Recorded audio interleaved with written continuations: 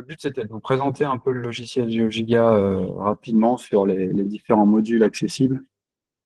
Pour la petite histoire, GeoGiga, donc on l'utilise maintenant depuis, ça va faire un petit peu moins d'un an. L'idée, c'était donc avant, on a beaucoup travaillé avec CIC Imager. CIC Imager est un bon soft, mais disons que à des fins de formation ou même d'applications assez basiques, il y a beaucoup de modules, beaucoup de menus. Et c'est vrai que des fois, après une formation de un ou plusieurs jours avec quelqu'un, c'est difficile de se dire est-ce qu'il va être capable de reprendre en main le logiciel rapidement pour refaire du traitement un peu plus tard, quoi. Donc là, nous, on a déjà testé plusieurs softs, hein, mais GeoGiga, on a trouvé qu'en fait, il permet d'avoir un flux de traitement qui est assez, on va dire, facile à prendre en main. Donc avec toutes les opérations habituelles de traitement, que ce soit pour la chimique réfraction ou onde de surface, de contrôle qualité. Et puis aussi, c'est un soft qui permet quand même de bien contrôler, de modifier le pointé si besoin, là où avec, par exemple, CIC Imager, on devait souvent passer d'un module à l'autre, en plot refa, Pqueen et ainsi de suite. Donc voilà pour l'histoire. Et puis là, donc ouais, ça fait un peu moins d'un an qu'on l'utilise et on trouve que ça fonctionne bien pour, là, on va dire, 95% des applications CSMIC. Alors, GeoGiga, c'est un soft qui fonctionne sur Dongle. Donc, quand on le démarre, on a accès à tous les différents modules. Donc, après, on achète les modules que l'on veut, quoi. Il va y avoir un module gratuit qui s'appelle Frontend qui va lui permettre juste de retravailler les données, visualiser les tirs, modifier modifier un trigger, par exemple, ou l'amplitude. Donc, ça permet directement de travailler sur les fichiers en temps si besoin. Donc, toutes ces opérations, tous les petits modules en bleu, là, c'est des petits modules comme ça de visualisation de données, par exemple pour SageMapper. On peut faire de la modélisation directe et ainsi de suite. Ensuite, en vert, c'est les modules de sismique réflexion. Donc, on a un module de sismique réflexion, du traitement complet, quoi. Plus pour de la petite sismique réflexion, hein, soit pour du pétrolier. Après, on a un module là où on a, on va dire, un offset aussi pour de la réflexion, mais ça peut aussi être utilisé pour du radar, du moins qu'on a un offset qui est le même entre émetteur et récepteur. Voilà. Ensuite, en orange, donc là, on va travailler là-dessus aujourd'hui. On a plusieurs modules, c'est de la sismique réfraction. Donc, il y a Refractor qui, lui, va permettre de traiter de la sismique réfraction, mais sur la méthode des GRM ou du T plus, T minus. OK, donc plus réfraction traditionnelle quand on a des forts contrastes entre nos couches. OK. Ensuite, un module de tomographie et puis un module de tomographie 3D. OK, si on a fait tous nos pointés, après, on peut faire une inversion 3D, générer des volumes et ainsi de suite. On a ensuite tout ce qui est traitement d'ondes de surface. Donc là, on a les ondes de surface traditionnelles. Là, sur un surface, c'est juste pour faire de la NSW. Surface Plus, ça va nous permettre de faire tous les traitements qui existent. Donc là, on va travailler là-dessus aujourd'hui.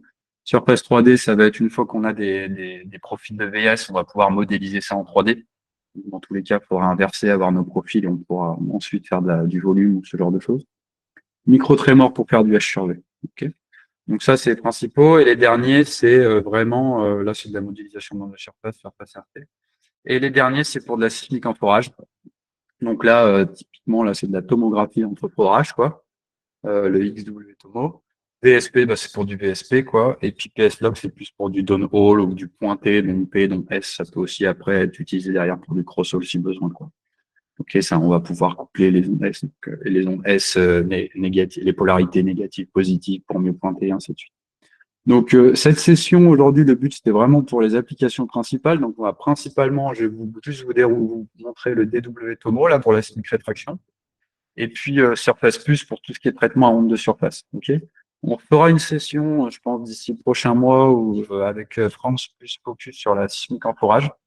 OK. Donc, principalement de Node, Crossfall ou sismique parallèle. Je vais vous montrer un peu les points de vue techniques plus en termes d'acquisition sur le terrain et puis ensuite vous montrer un peu comment les données peuvent être traitées. Donc voilà, voilà, c'est à peu près tout. Donc je vais commencer avec DW Tomo, tout en sachant aussi que chaque module en fait peut être acheté séparément. Donc en fonction de ses besoins, on peut acheter juste un module ou on peut aussi pareil les louer. Ça, j'avais fait des mails dans les précédents webinaires. On peut louer chaque module séparément. Alors c'est à la semaine. Et donc là, après, l'accès au dongle peut se faire à distance via Donglify.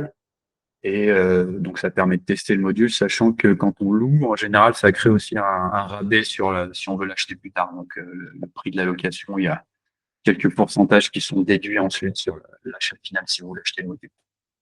Alors, on va commencer par la fraction, DW Tomo.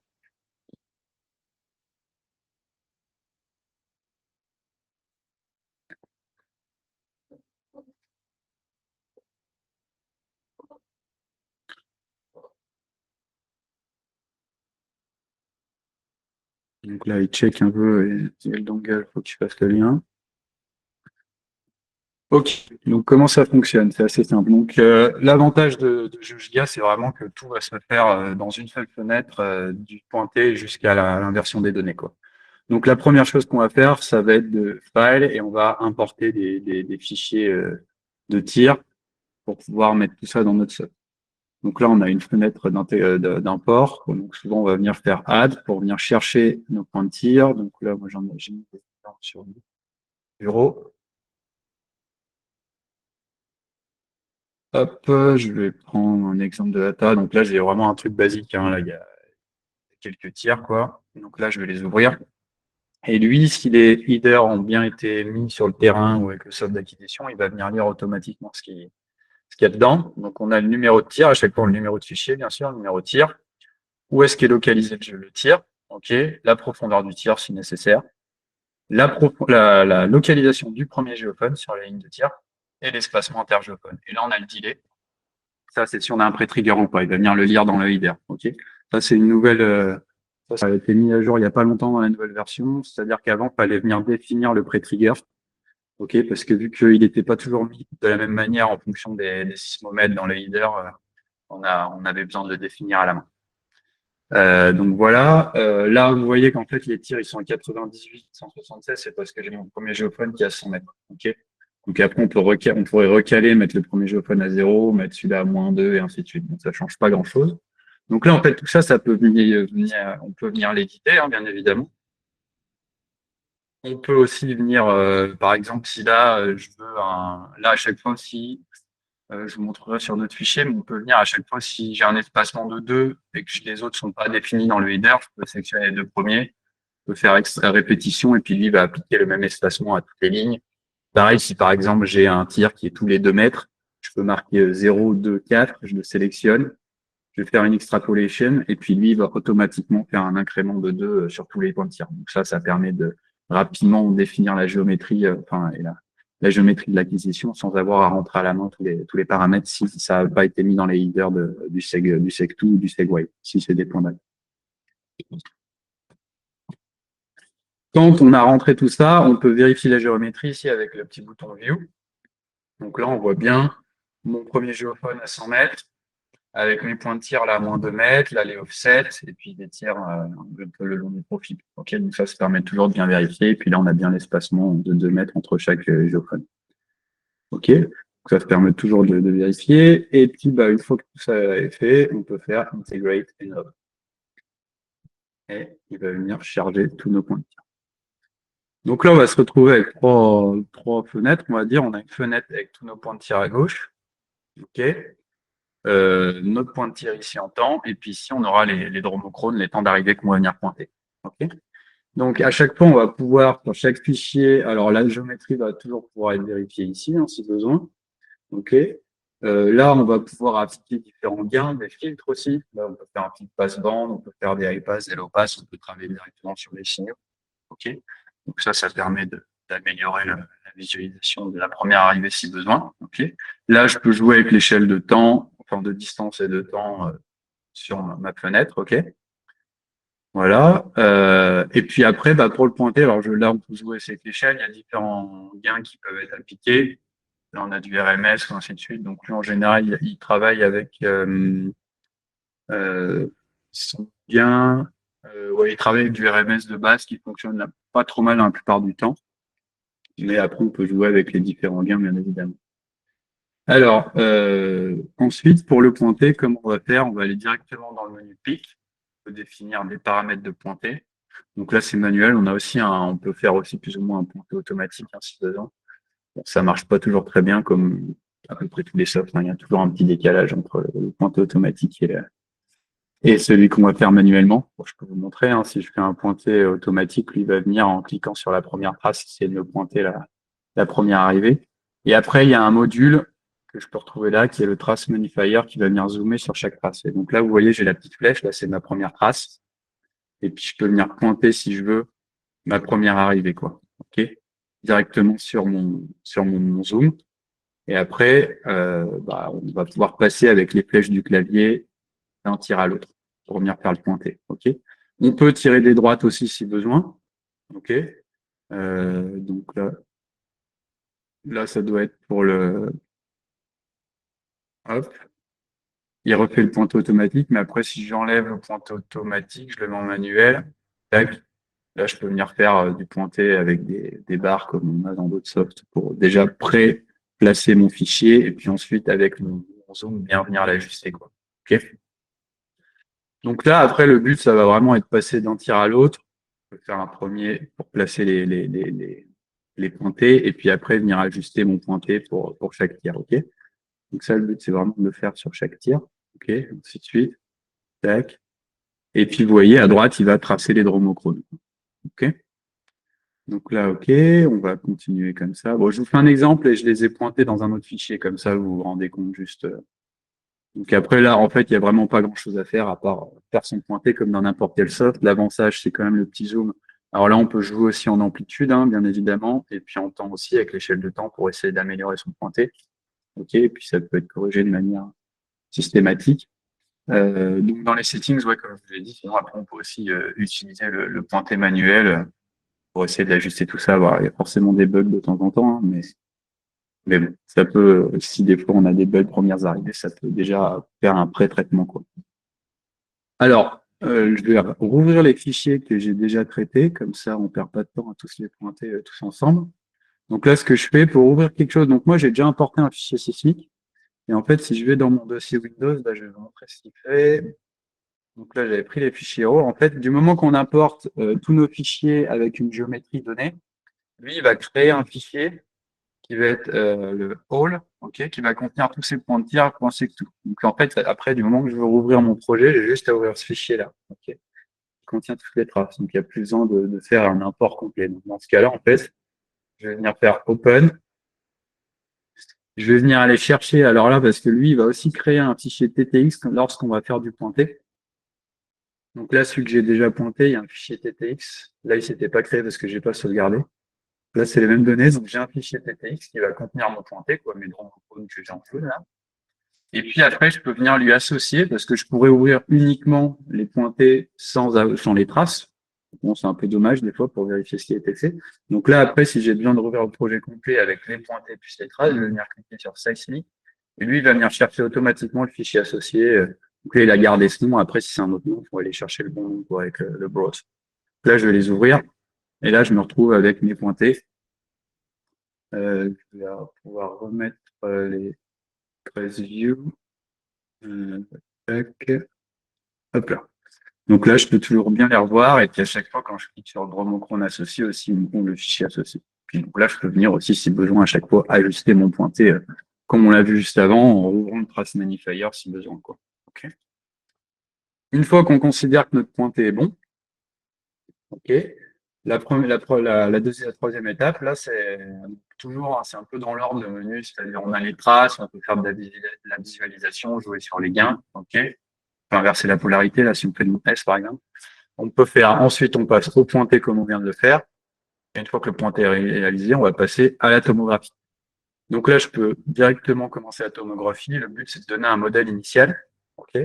Donc, on va créer un premier modèle où on va donner une profondeur d'investigation. Donc là, c'est pas un profil qui est très grand, hein. Je fais à peu près 50 mètres de long, hein.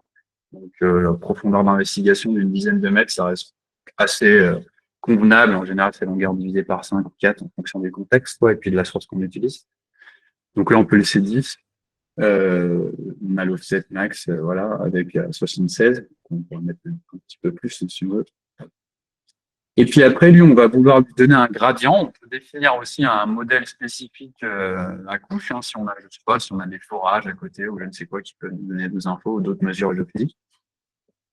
Alors, pour le modèle à couche, comment ça fonctionne? Donc là, on va venir cliquer sur Calculate. Et là, il y a ce module qui est vachement intéressant pour aider à l'inversion ensuite. C'est-à-dire qu'il va, lui, nous replacer. Alors, toutes les points de tir, donc là, il n'y en a pas des masses, hein, on a combien de tirs en tout? 1, 2, 3, 4, 5, plus les deux offsets, 7 tirs. OK. Donc, il va nous replacer, en fait, il va travailler en temps tous ces tirs et les mettre comme si c'était tous des tirs en bout. OK. Donc, en fait, vous voyez là en vert, chaque courbe en vert correspond à un tir, en fait, à un dromochrone qui est replacé à gauche ici, comme si c'était un tir en bout au géophone 0. OK. Et le but, après, c'est une moyenne pour essayer de se rendre compte du type de gradient qu'on a le long de notre profil et puis pour avoir une sorte de modèle temps profondeur pour aider l'inversion. OK.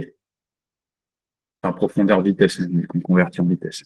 Donc là, on va pouvoir en fait tout simplement avec cette courbe rouge définir notre modèle de notre gradient. Donc là, j'ai qu'une rupture de pente, mais après, en faisant CTRL-clic le long de ma courbe, je vais pouvoir ajuster. Donc là, vous voyez très bien qu'en fait, ces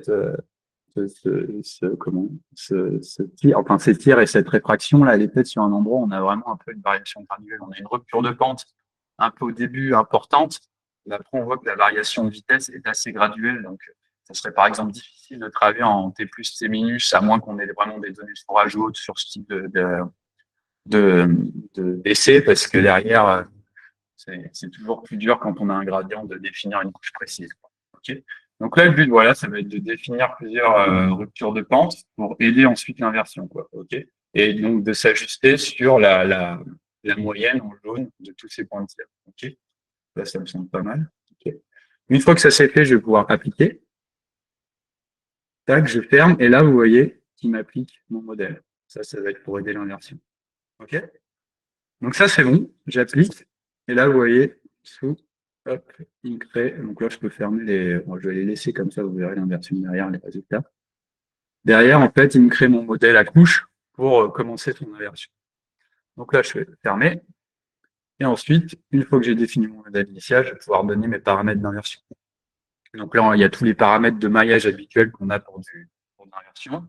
Et après, le plus important, c'est surtout de donner la gamme de vitesse. Donc là, on se cale directement par rapport en lien avec le modèle gradient qu'on a fait. Donc là, on varie de 300 à 3500 mètres par seconde. Donc on peut mettre 300.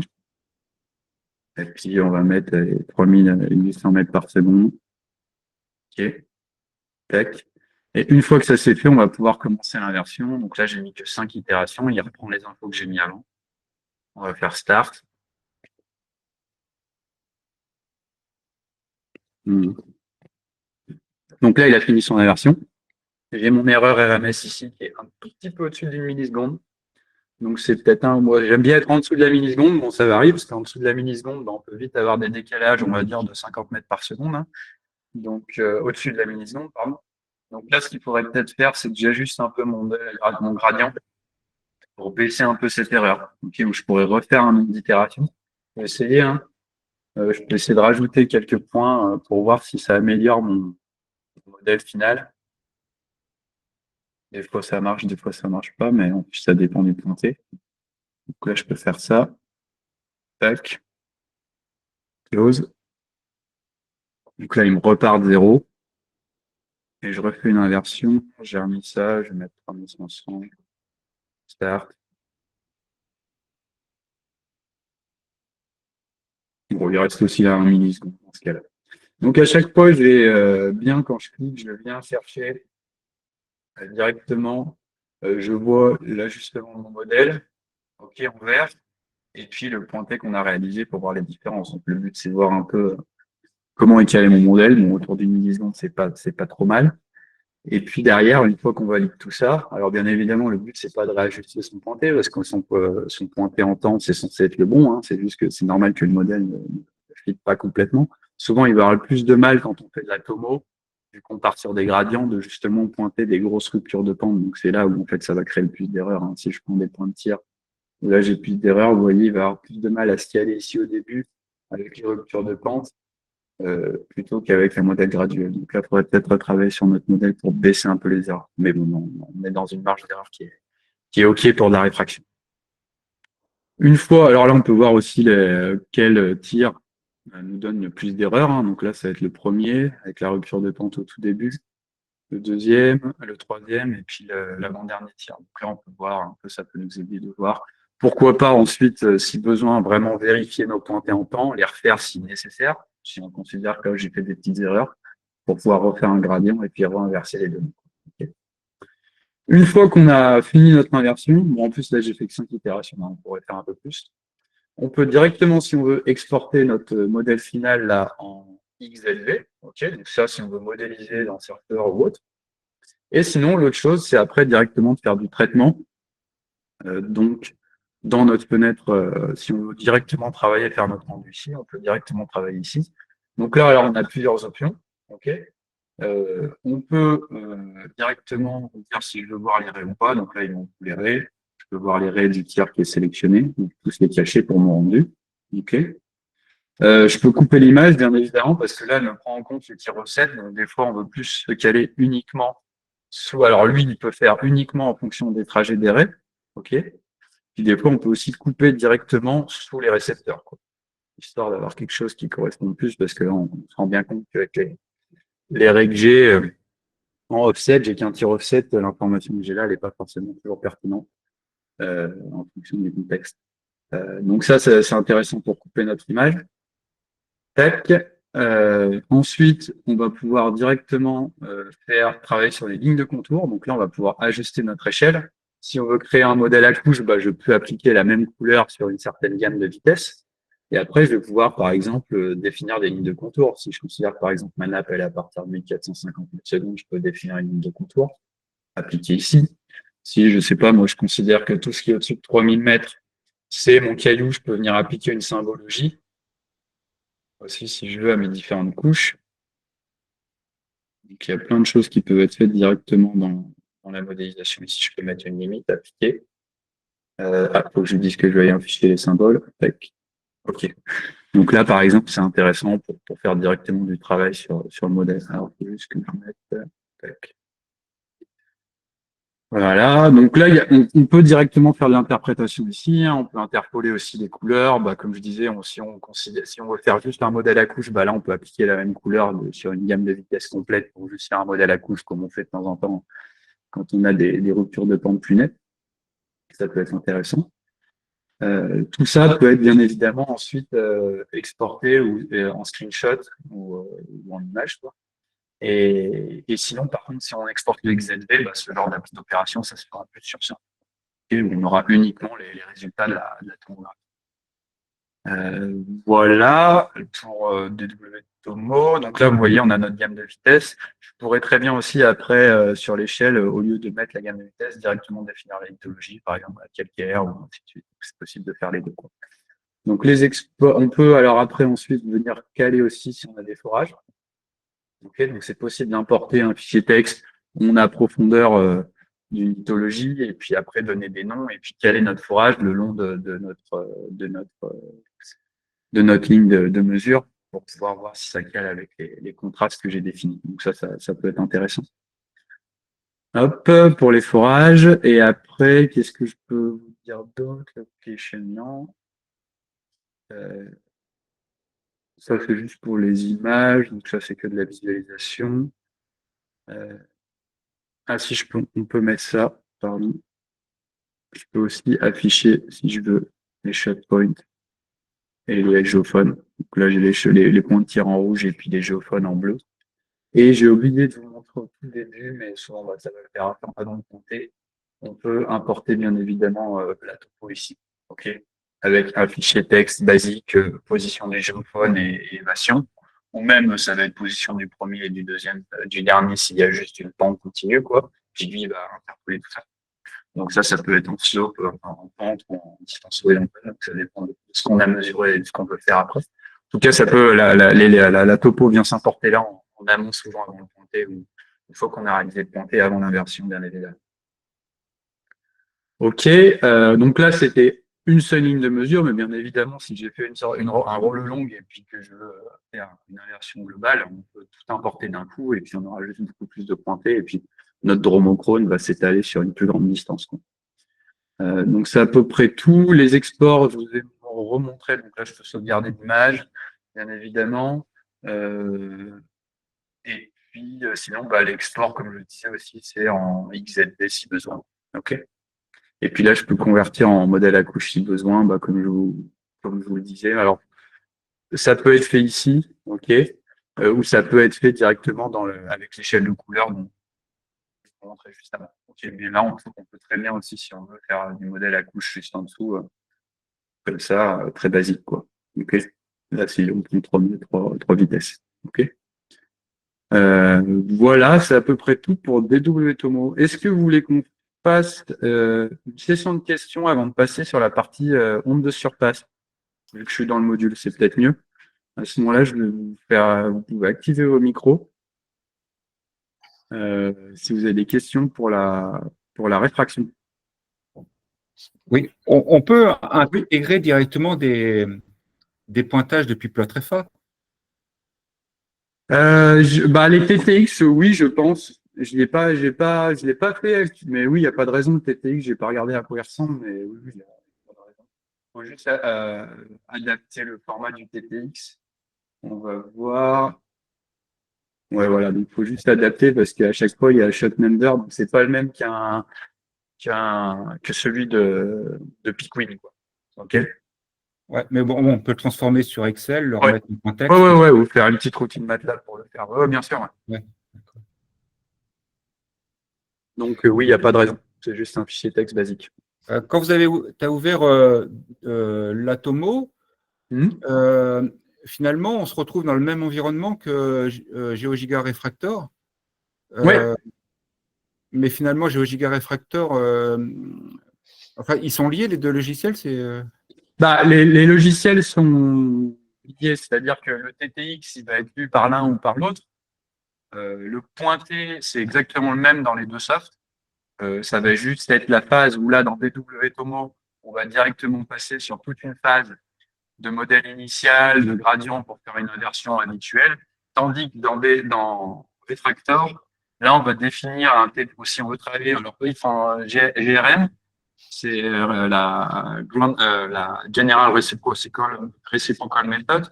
Donc, c'est un équivalent de T plus T minus, sauf que ça prend un peu les différents angles de réfraction des ondes.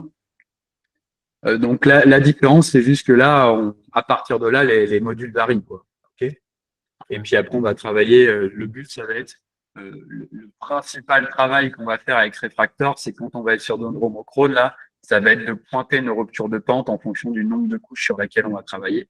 Donc là, comme je disais, dans un cas comme celui-là, la rupture de pente, il y en a quelques-unes, mais c'est pas forcément flagrant.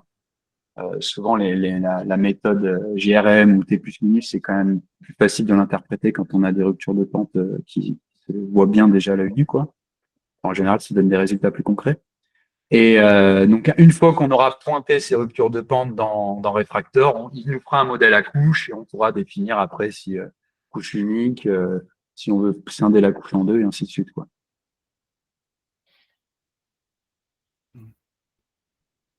Ok, pas d'autres questions?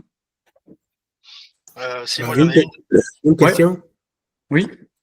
Vu Euh, je- que, euh, vu que Refractor donne des meilleurs résultats lorsqu'on a des ruptures de pente, est-ce qu'il n'est pas mieux de faire d'abord Refractor et puis d'exporter le modèle de Refractor comme input pour l'Atomo?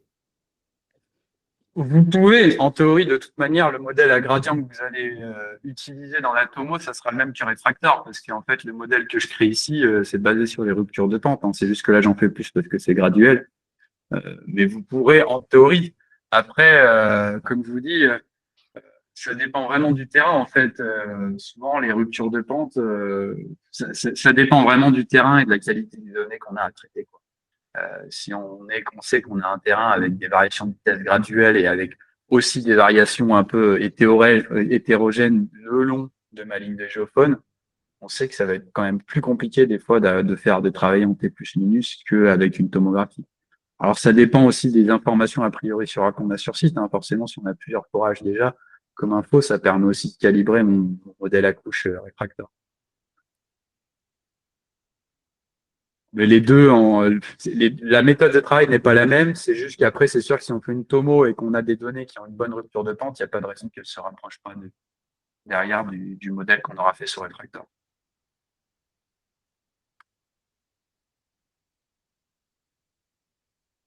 Autre question? Oui, Jérémy Pierrive. Oui. Tu peux jouer sur le lissage dans ton modèle de vitesse ou la ta tomographie? Oui, normalement, dans le setting, tu peux jouer sur le maillage, ouais. Dans les paramètres, là. J'ai mis l'espacement vertical. Donc après, il y a des ordres. Donc ça, tu peux jouer là-dessus aussi si besoin. Et dernière question, quand tu exportes ta tomographie, est-ce que tu peux lui demander de te sortir automatiquement la profondeur s'il y a une vitesse qui t'intéresse, par exemple, est-ce qu'il t'informe de la profondeur où on la trouve dans la tomo? Ah non, bah là, Sans passer par le modèle express. quand tu pars export en XZV, tu as directement ta grille. Hein, donc t'as pas Ouais, en plus, c'est juste une grille, quoi. Ok. ok. L'algorithme qui est utilisé, c'est du moindre carré, c'est le. Ouais.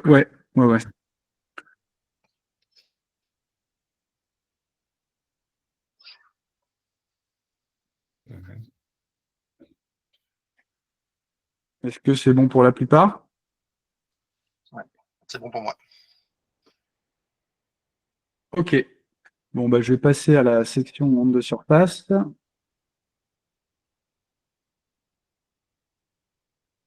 Alors, moi, j'utilise Surface Plus parce qu'il englobe tous les autres modules. Hein.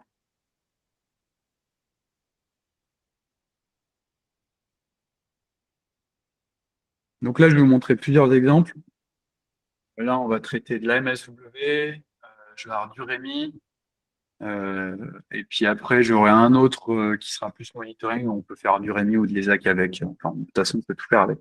Donc le principe, bon, je vais commencer avec un truc basique, c'est si vraiment je veux faire rapidement, par exemple, juste traiter une MSW, là, on va pouvoir directement, vous voyez, c'est le même fond qu'un peu que DW Tomo, on va pouvoir faire File, New et aller directement chercher un secto, une trace d'une MSW, par exemple ici, là j'en ai j'ai un point date basique. Donc là, je peux directement la visualiser. Ok, donc là, on a vraiment le même module de visualisation que tout à l'heure. Hein. Là, on pourra changer la géométrie si par exemple ça n'a pas mis dans les leaders. Donc c'est toujours ce petit module là si besoin. Donc là, c'est 2 mètres, mais c'est bon. Puis j'ai aussi la localisation du tir à -5, bien que ça ne change pas grand-chose pour de la MSW. Et je définis que c'est actif. OK.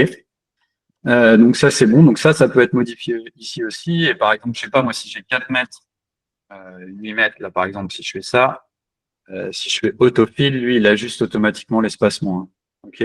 Là, vous voyez, il est passé à 12, 16. Donc là j'avais 2 mètres. 6, tac. Tac. 4. Autofill et lui rajuste. OK. Donc voilà. Apply. Donc ça, c'est bon. Donc là, j'ai mon espacement. Là, j'ai mon numéro de trace, j'ai le pot qui est mis. Et là, après, je vais pouvoir directement. Donc là, il y a aussi de la visualisation si on veut, comme dans l'autre module. Hein. Après, souvent, ce qu'on passe, c'est directement au picking. Donc là, on passe au point P. Et là, il ouvre en fait le module de dispersion pour faire mon spec de vitesse de phase. Donc, comment ça se passe? On peut directement lui donner les paramètres pour faire le spec de vitesse de phase. Donc là, je lui demande si je travaille en spec de vitesse de phase ou en SPAC. Mais là, SPAC, vu que j'ai défini que c'était du MSW, il prend uniquement la MSW. Donc, on peut faire du FV, FK, FP. Il y a différents types de calcul de spec de vitesse de phase. OK. Et la fréquence maximale à laquelle on va travailler. Souvent, en T50 Hz, si on travaille 50 Hz, c'est vraiment un travail en proche surface. Ça, je vous montrerai après à quoi ça sert. Donc là, c'est les paramètres traditionnels. Là, je vais appliquer. Là, je peux mettre auto-update et il me calcule le spectre. OK. Auto-update, c'est que si je change des paramètres ou je passe d'un fichier à l'autre, il fait automatiquement le spectre. Autre chose, je peux, si besoin ici, faire du mute. C'est-à-dire que là, je peux agrandir et jouer pour uniquement garder la zone où j'ai mes ondes de surface. OK. Donc là, setting, apply. Bon, ça change pas grand-chose dans ce cas-là parce que la plupart de l'énergie était là. Mais bon, ça, de temps en temps, ça peut permettre d'aider à mieux visualiser la courbe. OK. Ensuite, donc là, j'ai mon spec de vitesse de phase ici. Je peux travailler sur la visualisation. Donc là, par exemple, j'ai une échelle linéaire. Je peux faire du logarithmique. Et en exponentiel, c'est pas mal. Comme ça, on pointe mieux. Quand on a pas mal d'énergie, exponentielle, c'est pas mal. Donc, comme ça, on pointe mieux l'apex du spectre. Donc là, vous voyez, quand j'ai pointé, on voit vraiment l'apex du spectre à, on est à 12,91 Hz, par exemple, ici. Donc là, ça pourra aider le pointer. OK. Ensuite, pour le pointer, donc là, j'ai calculé mon spectre avec settings. J'ai calculé aussi là direct. Et là, je peux faire du pointé. Donc là, il y a du pointé au semi-automatique si je veux. Donc à ce moment-là, je viens avec ma souris, je fais clic gauche et je prolonge, quoi. Je lui fais son pointé. OK. Je peux désactiver si je veux ajuster mon pointé à la main, hein. Et normalement, si je fais ça doit être clic droit. Voilà, clic droit, il m'annule le pointé, quoi. Donc là, et puis on peut venir aussi pointer des modes supérieurs s'ils sont visibles. OK. Donc là, en direct, après, sur la fenêtre du milieu, il me met directement le graphe vitesse pointée et longueur d'onde, enfin profondeur. Et là, par exemple, la longueur d'onde, il fait longueur d'onde divisé par 2. OK. Sachant que bon, en fonction du contexte et de la propagation de la source, ça va être divisé par 2 ou 3. Donc ça peut être ajusté aussi. Je sais plus où on ajuste ça. Ça doit être.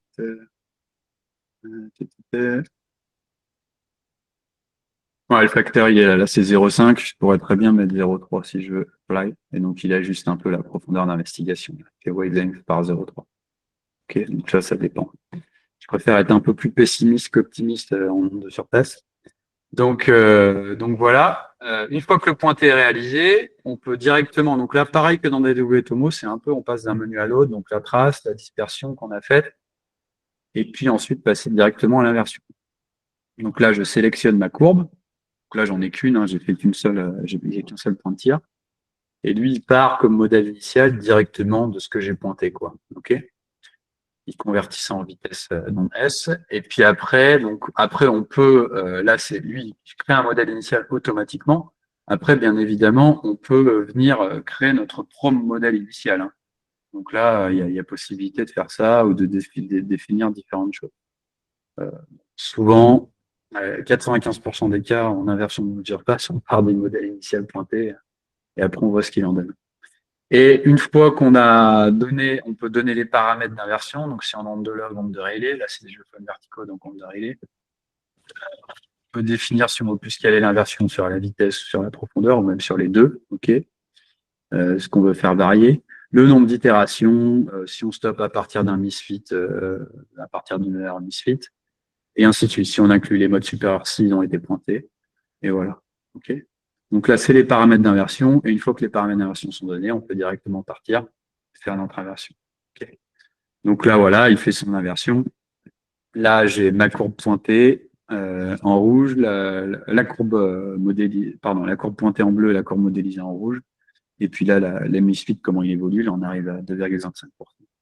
Bon, de manière générale, pour de la surface, c'est bien d'être en dessous des 5-10%. Sinon, après, ça commence à varier. Et puis, ça dépend ce que vous faites derrière, surtout. Si vous faites de la catégorisation de sous-sol ou du VS30, oui, en dessous de 10%, c'est quand même mieux. Donc voilà, donc là, on a nos résultats en fonction du modèle initial. Si ça nous convient, après, on peut directement voir la courbe finale et puis faire différentes opérations. Donc là, c'est le modèle final avec ma courbe finale. OK. Et puis après, on peut montrer ce que l'on veut exactement, si on veut voir directement en fréquence, ou là, c'est plutôt profondeur, vitesse. Si on veut voir la vitesse apparente, OK. On peut définir, on peut mettre la vitesse ici en fonction de la profondeur. Ça, c'est pour les paramètres SPT. Donc, des fois, il y a des relations qui permettent de relier la vitesse par rapport à une vitesse, enfin, des valeurs CPT. OK. On peut rajouter le VS30, là. Donc là, si je mets de 0 à 30 mètres, ça va faire 360,5. C'est 0-100 mètres si on fait le VS100. Donc là, il y a différentes options de visualisation du profil de vitesse. Donc voilà, les paramètres, ça c'est juste pour la visualisation, hein, l'échelle. On peut rajuster ça si besoin. Et puis après, là, c'est de l'export comme d'habitude, hein. On va exporter ça. On peut exporter la courbe de dispersion, ainsi de suite, en fichier texte ou date pour pouvoir éditer tout ça si besoin ou ouvrir ça dans un autre soft. Et puis aussi l'image, bien évidemment, on peut exporter ou sauvegarder l'image. Donc ça, c'est pour de la MASW basique. C'est assez simple. Là, je vais vous montrer maintenant, on va travailler je vais vous ouvrir sur un site. Il y a un REMI qui a été fait et puis un MASW ici. OK. Non, oui, c'est celui-là. Donc, je vais vous montrer pour essayer de les combiner. Parce que des fois, sur le terrain, c'est pas mal d'avoir, en fonction du type de terrain, d'avoir à la fois une MSW et puis une REMI. Donc là, on peut essayer de combiner les mesures. Donc là, souvent, je reviens au début, je vais importer la sismique, je vais faire Add, et je vais venir sur mon dossier qui contient les mesures. Tac, Rémi. Là, je vais ouvrir déjà le Rémi, passif. Ce que je vais faire, c'est que je vais déjà traiter l'actif. Comme ça.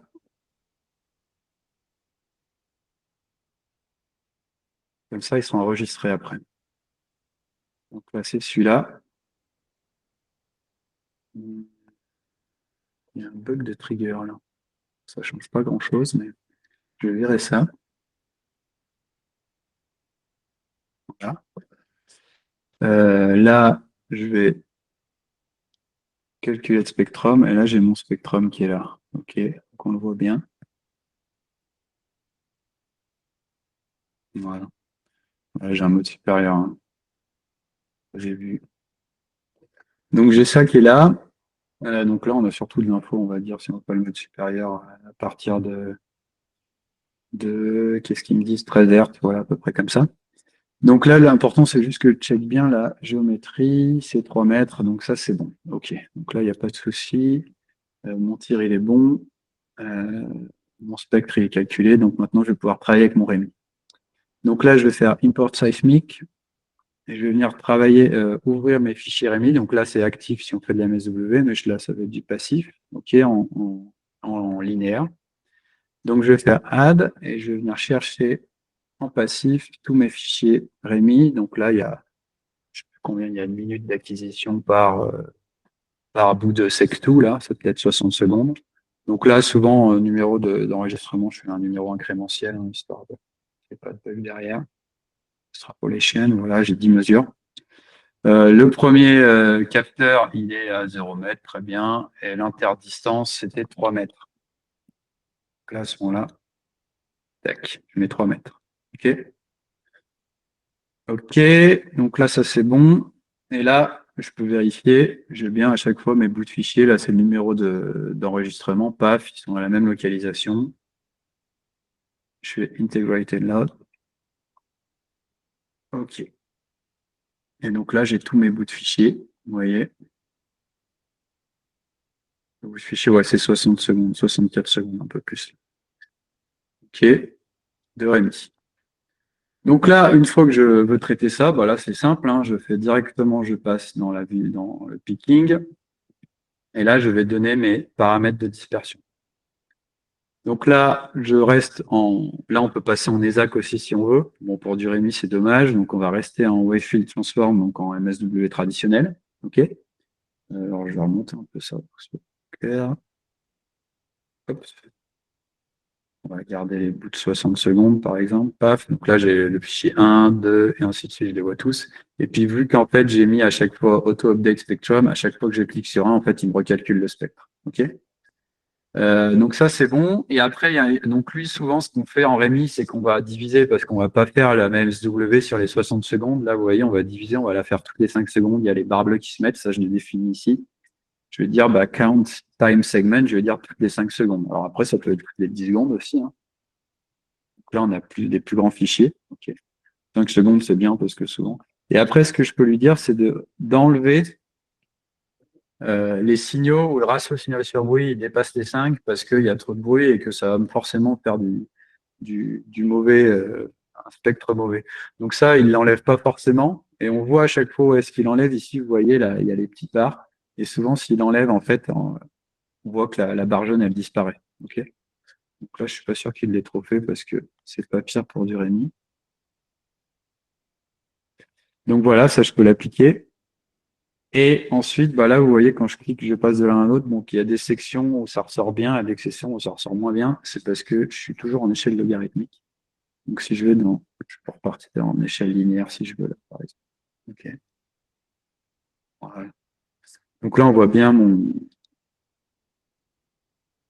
ma courbe de dispersion qui se dessine, hein. Je peux réduire, bon, il y a un gros aliasing là.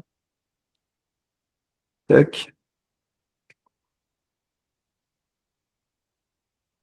Voilà, et donc après, là, on peut directement venir pointer comme on a fait tout à l'heure, hein. Donc là, il va venir chercher l'aliasing. Donc le mieux, c'est directement dans Picking.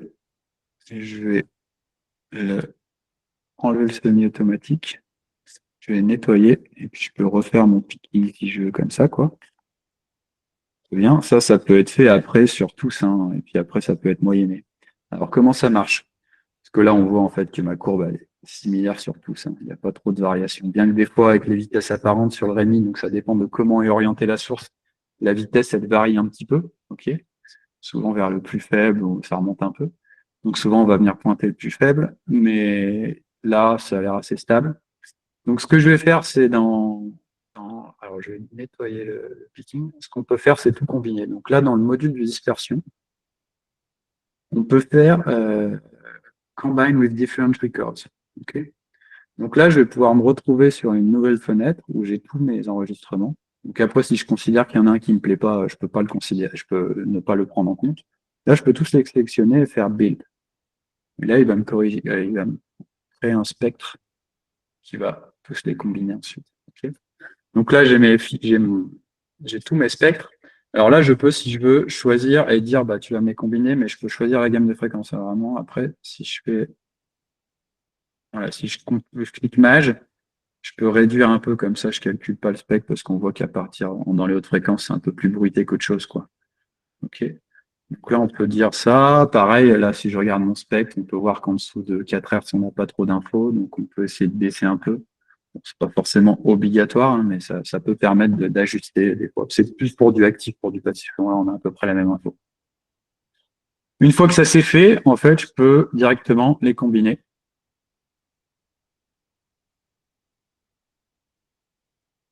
Et en fait, il me les combine. Là, vous voyez à droite, là, il est passé de record 1 à 10. Donc là, c'est la combinaison de mon spectre à droite. C'est vraiment la combinaison de tous les spectres. OK. Donc ça, c'est fait. Par contre, le plus intéressant, c'est après, si je veux, je peux aussi le combiner avec mon actif. OK. Donc là, je peux venir chercher mon actif. Donc là, je vais venir faire append. L'actif, je l'avais déjà fait là, j'avais déjà donné la géométrie. Paf. Et là, je peux faire build. Donc là, j'ai mon actif. OK. Donc là, ce qui est intéressant, c'est que là, je vais pouvoir directement dire à l'actif, bon, bah, l'actif, tu vas le prendre, puisque là, j'ai le mode supérieur. On va juste prendre un peu les infos qui sont bonnes. Genre, par exemple, juste là. Je peux faire pareil ici. Paf, je peux lui dire, bah, tu vas commencer à partir de toute façon, en haute fréquence, il n'était pas fou non plus celui-là. Et en fait, en basse fréquence, j'ai pas forcément plus d'infos sur l'actif que le passif. Tac. Et une fois que ça, c'est tout bon, je vais pouvoir les combiner. Et à droite, vous voyez, j'ai ma courbe finale, quoi, qui se crée. OK. Si je remets tout ça, voilà. Il va me recombiner sur toute la gamme de fréquences. Voilà. Bref, des fois, ça permet de combiner les deux et d'avoir des meilleures informations. OK. Et puis, une fois que bah, ma courbe est pointée, là, pour ce site, je vais pouvoir venir pointer ma courbe, quoi. Donc là, je ne suis plus en modèle automatique, hein. Alors, à chaque fois que je clique, vous voyez, au-dessus, il met le spec correspondant, hein. Donc, ça peut aider de se caler. Ça peut permettre de se caler. Bon, là, je me souviens plus du tout de la configuration géologique des sites. Donc, je fais comme ça. Mais... OK. Et puis, une fois que ça c'est fait, bah, c'est exactement pareil que tout à l'heure. Je sélecte, ça, c'est ma courbe finale. Paf. C'est qui correspond à ma combinaison actif-passif. J'ai mon modèle un peu. Et puis, après, on peut repartir avec l'inversion et ainsi de suite, quoi. OK.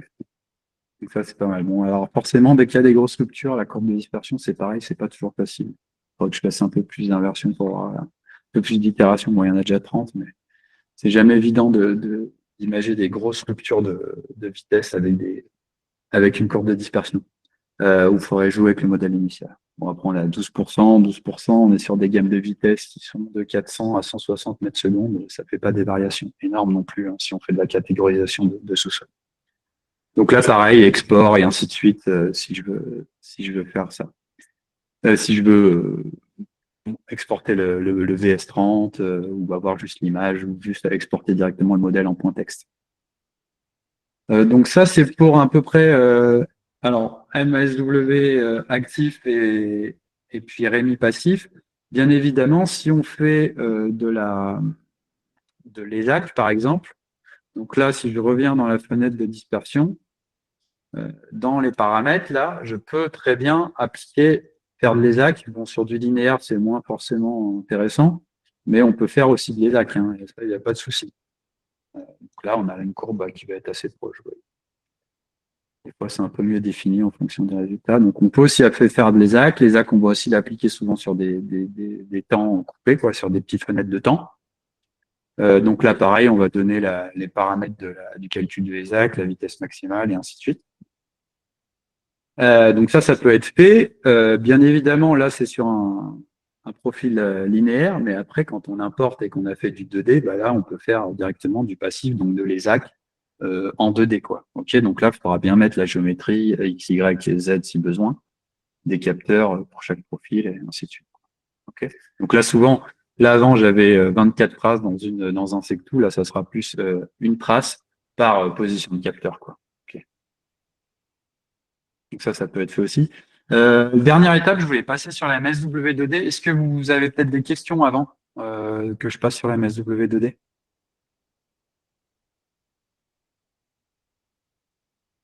Moi, j'ai une petite question sur le résultat de l'inversion. Donc, la partie grisée, c'est finalement le minimum maximum. Enfin, c'est l'encadrement de la moyenne. Ouais, c'est ça. Ouais. Et c'est une moyenne quadratique, en fait. Elle est, Ouais, je sais plus ce voilà. qu'il fait. C'est une bonne question. Il faudrait que je regarde. Et on ne peut pas afficher toutes les traces de calcul. C'est-à-dire Toutes les inversions. Ouais. pour chaque itération? Ouais. Non, je crois pas ça. Ça me dit rien. Le Misfit, voilà, c'est le RMS. Ouais, donc c'est ça. Après, bon, je pense qu'on doit pouvoir jouer avec. J'ai jamais trop joué avec, mais on doit pouvoir faire ça. Et non, je ne pense pas qu'on puisse le faire pour les itérations. Pas à la mémoire.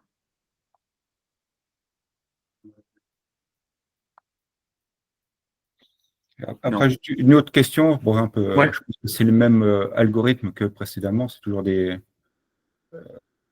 c'est du moindre carré, il n'y a pas de Monte Carlo qui vient dessus ou. Non, je crois pas qu'ils font des choses plus complexes que ça, non. Dans les paramètres, ça reste assez basique, ouais. Non.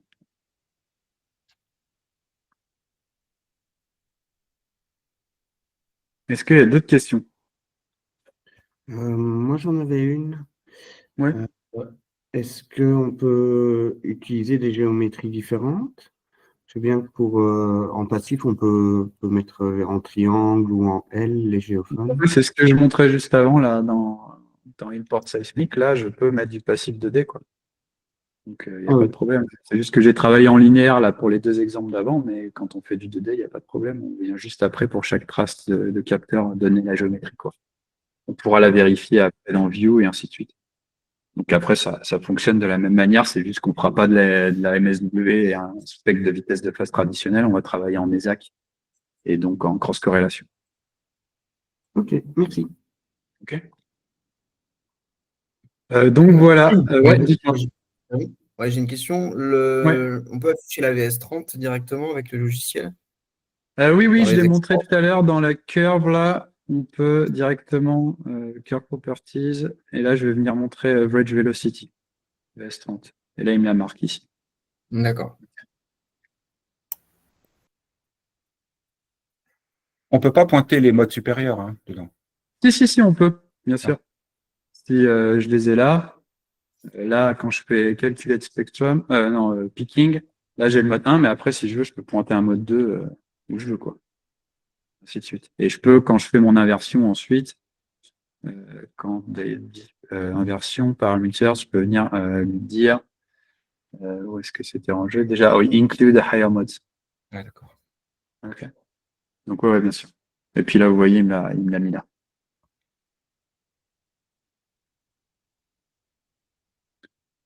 Est-ce que c'est tout bon? Ok. Donc je vais passer pour la dernière section. Donc là, ça va être pour faire de la MSW2D. Donc là, je vais directement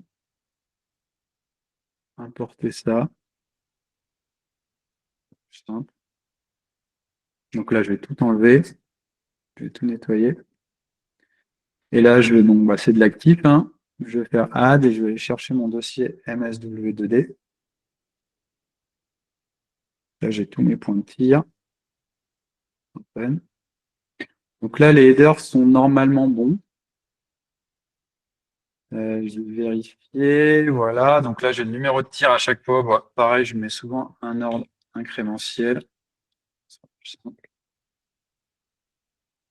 Tac, les tirs, bah là, ils sont bien renseignés. À chaque fois, en fait, on a gardé le profil à un même endroit. Vous voyez, le premier géophone, là, à chaque fois, il reste pour 1, 2, 3, 4, 5, 6, pour 6 tirs le long du profil. Et ensuite, on déplace. OK? C'était une MSW, mais pas en mode streamer, quoi. Donc voilà, là, j'ai l'interdistance qui est mise, de 2. Et puis après, en fait, si je fais view, là, on peut bien voir mon essai, comment il se passe. Donc ça permet de bien vérifier que ça correspond à ce que j'ai fait sur le terrain, quoi. Et donc là, les headers ont bien été renseignés. Si les headers n'ont pas été renseignés, ça peut être renseigné directement aussi avec le petit logiciel front-end en amont, si on ne veut pas le faire là. Bon, après, ça se fait bien ici aussi, hein. Il n'y a pas de problème. L'important, c'est toujours bien de placer le premier géophone, la position de tir et puis l'espacement. Donc voilà, ça c'est mon profil, c'est de l'actif, hein. Et donc là, je vais l'intégrer. Je vais overwrite l'ancien. Donc là, c'est pareil. Lui, si je vais dans mon dossier, SV2D, là, il me crée après un fichier shotall.segway qui permet vraiment de tout rouvrir d'un coup avec la géométrie faite, quoi. Il n'y a plus à avoir à le refaire. Donc là, j'ai tous mes points de tir. Mais bon, là, ce que je veux ensuite, moi, c'est faire de la MSW2D. Donc, on va essayer de combiner tout ça pour pas avoir à pointer les 72 tiers, quoi.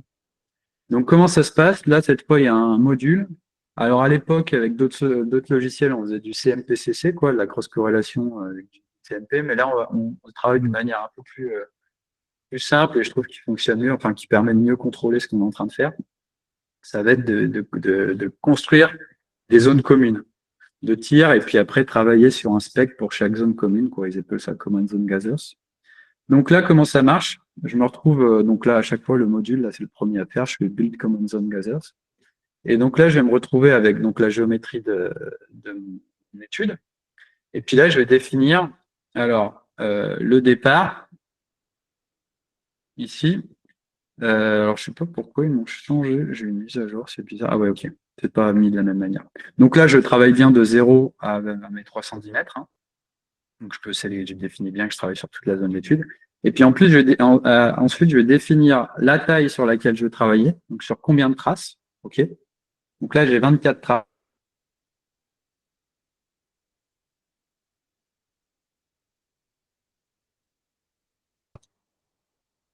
Vous voyez?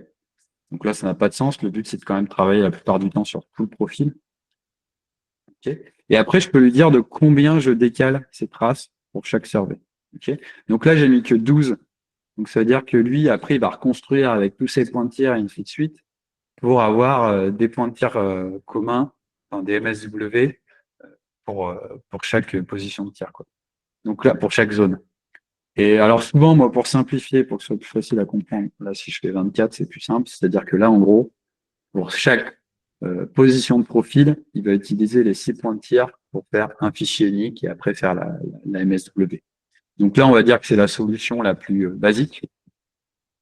Et on va se retrouver là avec 13, ici on a les zones, donc 13 zones, donc 13 spectres à pointer pour faire ma MSW. Sachant que le principe de base, c'est qu'on n'a en théorie pas le droit d'inverser une courbe de dispersion si la géologie sous le profil n'est pas linéaire, on va dire, 1D. Donc ça, c'est aussi intéressant quand même de travailler sur des zones qui se cantonnent à l'essai qu'on a fait, enfin à la ligne de géophone pour éviter après d'aller dans des dérives, quoi. Essayer d'avoir trop de zones et essayer d'avoir une résolution qui n'est pas compatible avec la propagation des ondes de surface. Donc moi, de manière générale, j'aime bien travailler sur la longueur du dispositif et après décaler ça, alors de la moitié si on veut, si ça améliore, ou au moins de la longueur du dispositif. C'est la solution la plus simple, en fait. Donc là, une fois que j'ai fait ça, je vais construire, build, et là, je me retrouve avec mes 13 zones. OK. Donc là, vous voyez, il combine les traces à chaque fois. Et on va venir ensuite travailler avec le picking. Je vais venir pointer. On va afficher ça comme ça. Très bien. OK. Alors, comment ça marche? Là, je vais venir directement définir les paramètres de la dispersion. Je vais travailler en MSW, maximum 30 Hz, par exemple.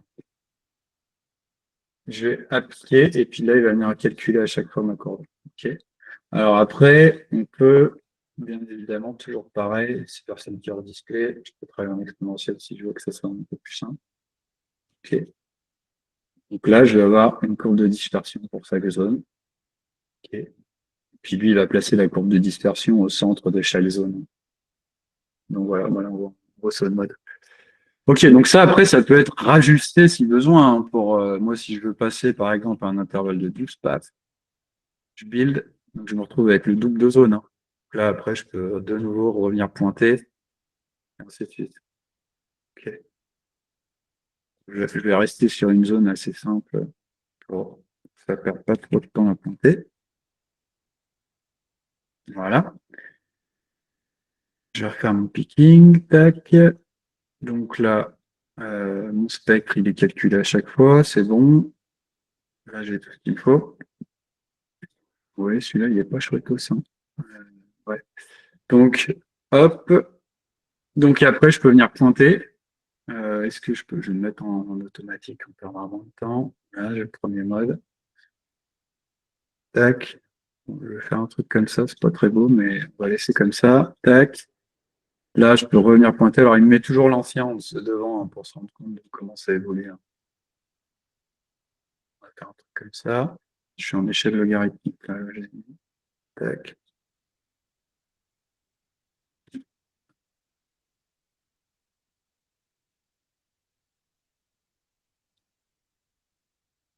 Donc, on voit bien que de toute façon, sur site, elles sont assez similaires, les courbes. On a quand même une rupture de vitesse là, quand on part entre 5 et 4, 6 et 4 Hertz, on voit que ça monte d'un coup, il doit le rocher.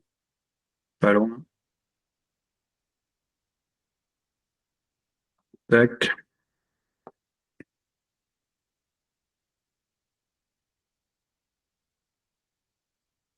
C'est pas chouette. Ouais, j'essaie de la. Bon, il faudrait que je me mette en mode pas automatique là pour ajuster. Ouais, c'est comme ça. Tac.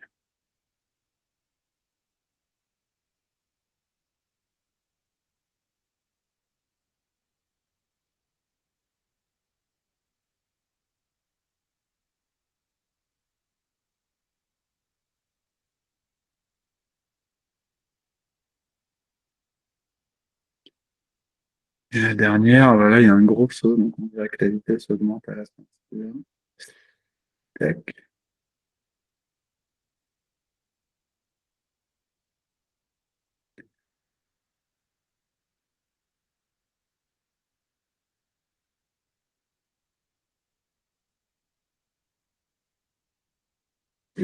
Tac. Donc là, j'ai pointé toutes mes zones. Bon, il m'a gardé le 0,5 là, c'est pas fou, mais voilà, il est resté comme ça. Une fois que toutes mes courbes de dispersion sont pointées, donc là, c'est un peu le même phénomène que tout à l'heure, on passe directement à l'outil d'inversion. Donc là, cette fois, par contre, j'ai pas un fichier, mais j'ai 13 zones. Ok. Donc lui, à chaque fois, bah, pour chaque zone, on va passer aussi, normalement, on a, si je peux voir, ouais, il crée un modèle initial, donc là, c'est la zone 13. Et puis après, on peut directement donner les paramètres d'inversion pareil que tout à l'heure, et puis faire du zero pour toutes les inversées, Donc là, à chaque fois, pour chaque inversion, on peut lui dire, bah, tu prends celui qui est construit automatiquement, ou à ce moment-là, on peut venir lui donner un modèle, quoi.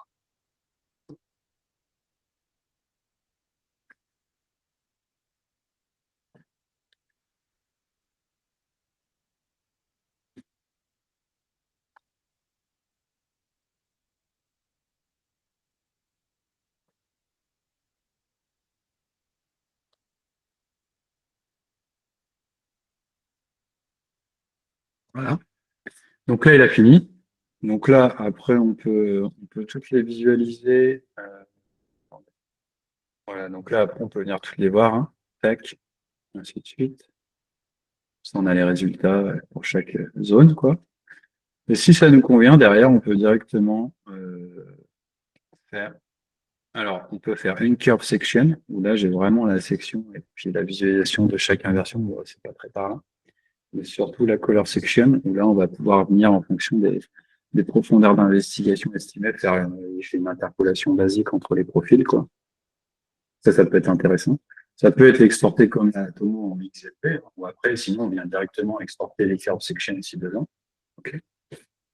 Donc là, après, il y a toujours les paramètres d'affichage, l'échelle, tout ça, et puis les settings qu'on veut montrer, si on veut montrer le modèle final, et ainsi de suite. Donc ça peut toujours être exporté à chaque fois, hein, en fichier texte ou autre. Et puis dans le 2D, bah là, après, si on veut, on peut aussi vraiment venir faire exactement la même chose que dans l'Atomo. OK. Donc là, bon, ça, c'est aussi le type. Là, je montre la dispersion curve, mais je peux aussi directement faire la vitesse apparente, si je veux. OK. Ou le modèle, quoi. OK. Donc ça peut être intéressant des fois, en fonction de ce sur quoi on veut travailler. Ensuite, bah, le trim aussi. Donc là, ça va être, on peut exclure la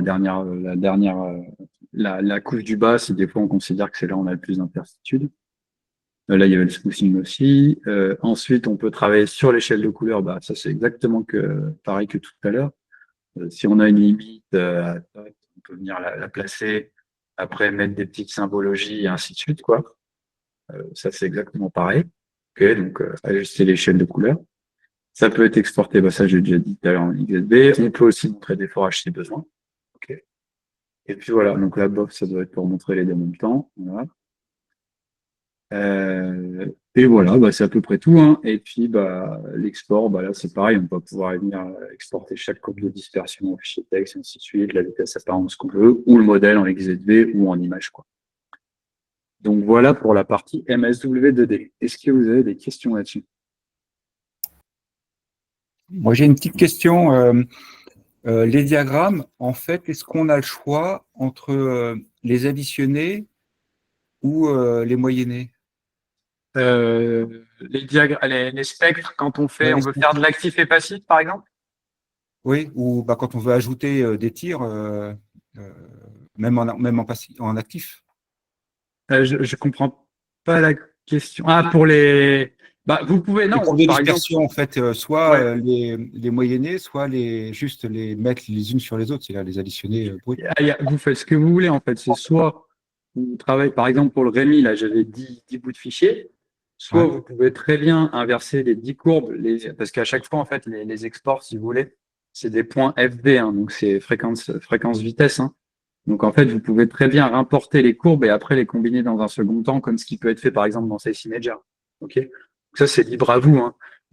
Ça dépend un peu de ce que vous voulez optimiser derrière, si vous voulez directement les combiner après le pointé ou si vous combinez les spectres avant, comme je vous ai montré dans le Rémi, quoi. Donc ça, oui, vous pouvez faire les deux, peu importe.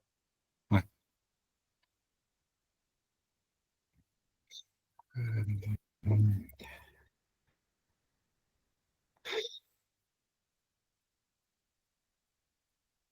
Est-ce qu'il y a d'autres questions?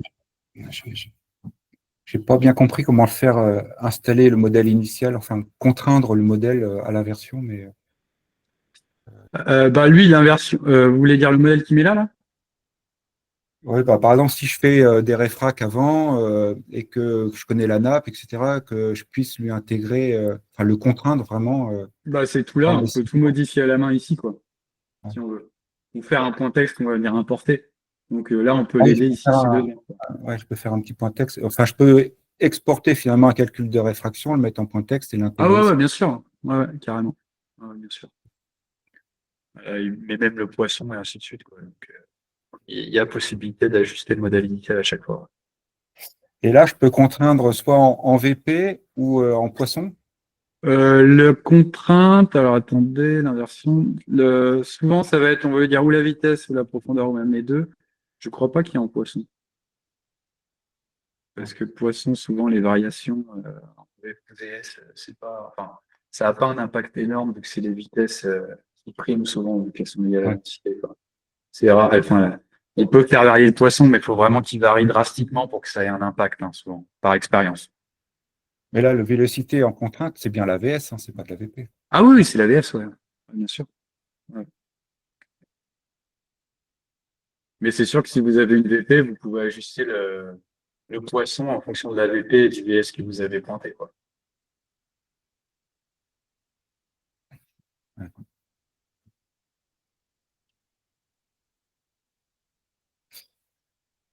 Bon. Donc voilà. Bon, bah, de toute façon, n'hésitez pas à me demander enfin, à me contacter si vous voulez tester ou si vous avez d'autres questions, hein. Comme je vous dis, on peut louer le module assez facilement à la semaine. Euh, et puis après, pour les autres modules de forage, on fera une petite session avec France un peu plus dédiée forage. Je vous ai pas montré, Surface 3D, hein, je vous ai pas montré, mais c'est exactement ça. C'est qu'après, on vient prendre nos profils et puis faire de la modélisation. C'est pareil avec la Tomo 3D, hein, le soft est basé à peu près à chaque fois sur la même base, hein. On va pouvoir faire. Alors là où par contre, le DW Tomo 3D, il va faire l'inversion 3D. Surface 3D, lui, ça va plus être de la modélisation 3D entre chaque profil de VS, quoi. On pourra les coordonner chaque fois.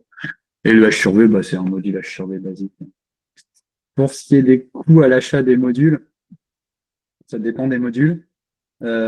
Chez Surface Plus, donc c'est celui qui englobe toute la possibilité MSW, RMI, ISAC, MSW, TD, on est sur des tarifs qui sont aux alentours de 3 000 euros. Hors taxe, DW Tomo, ça va être aux alentours de ça, un petit peu en dessous. Refactor, il est un peu moins cher, il est plus proche des 2 000 euros. Et puis après, les autres modules, ça dépend, hein.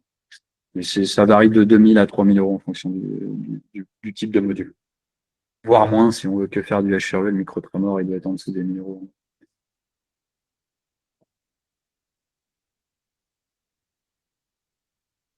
Et s'il n'y a pas d'autres questions, on va pouvoir conclure, fermer tout ça. Moi, j'ai Et... juste une petite dernière question. Ouais, pas de souci. J'ai un client qui me demande donc précisément que l'analyse du bruit de fond se fasse avec la méthode SPAC. Parce qu'il dit Ouais, que c'est plus robuste bon, ça dépend. et que l'AFK, justement, justement, je me demandais ce que vous en pensez.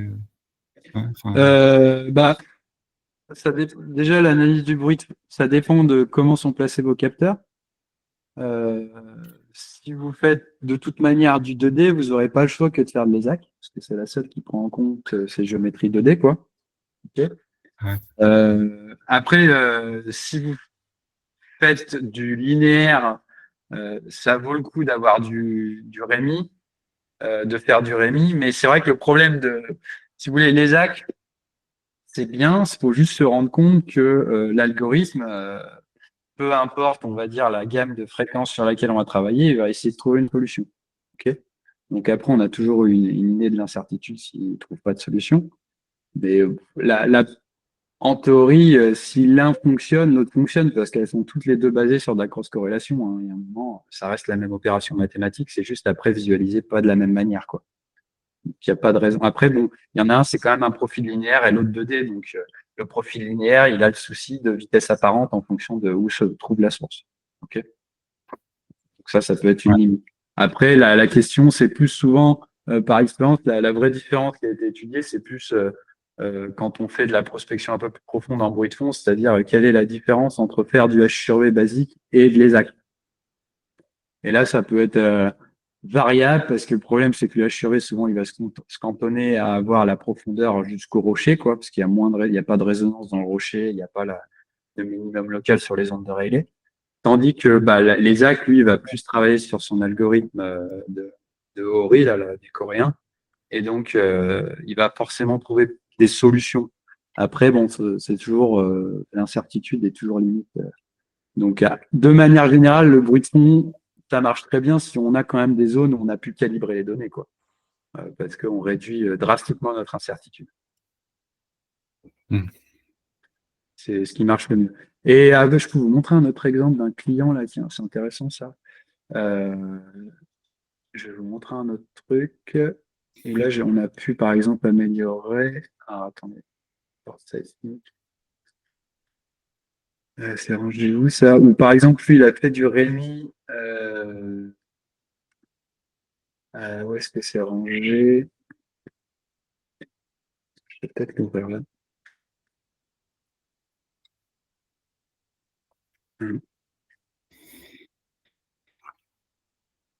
Alors ça, c'est un Rémi qui a été fait. Mais là, on peut faire les deux, quoi. Parce que c'est linéaire, donc on a fait de l'ESAC aussi. Au final, c'est l'ESAC qui donne des meilleurs résultats. Je vais prendre ça. Open. Donc lui, il y a plusieurs bouts de fichiers là. Donc, il y a 20 bouts de 3 minutes. OK. Donc ça fait 60 minutes de mesure, quoi.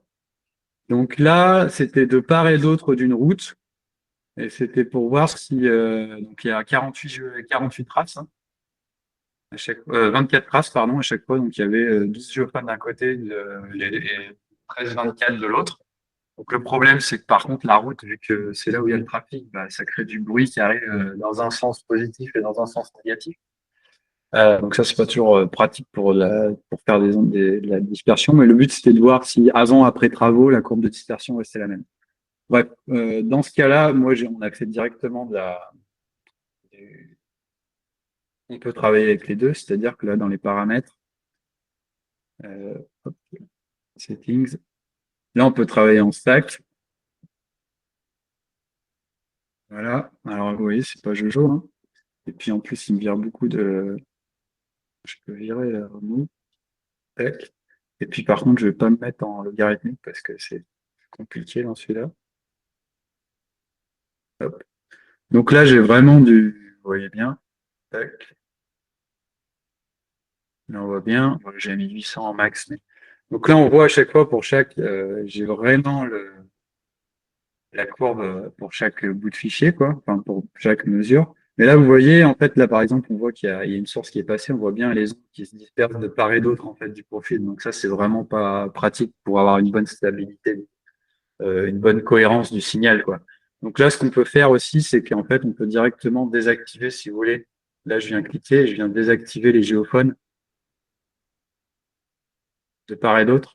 Donc là, et donc là, forcément, ça me change drastiquement mes mesures, quoi. Okay. Donc c'est ce que je montrais, hein, les AC qui trouvent toujours des résultats, même en basse fréquence. Donc là, c'est bien, les jeux physiciens, on se rend bien compte que c'est pas normal que ça chute comme ça. Donc souvent, on va s'arrêter autour des Hz, là. En plus, la craie était pas loin, donc il n'y avait pas une très bonne profondeur d'investigation. Mais bon, là, tout de suite, en fait, ça va changer mes résultats. Parce qu'on a directement, on travaille avec la moitié, donc on travaille que sur un seul front d'onde, quoi.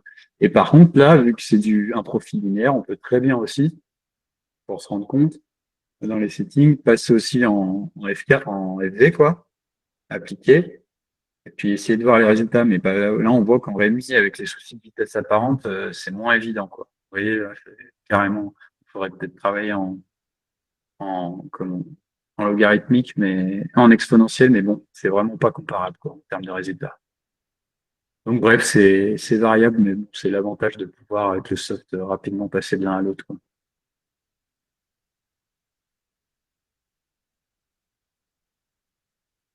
Voilà. Bon, bah, de toute manière, la vidéo sera mise en ligne. Et puis, bah, je vous remercie pour votre temps. Et puis, bah, bonne fin de semaine à tous. Et puis, n'hésitez pas à nous contacter si besoin. Bon, bah, merci pour la présentation. De rien.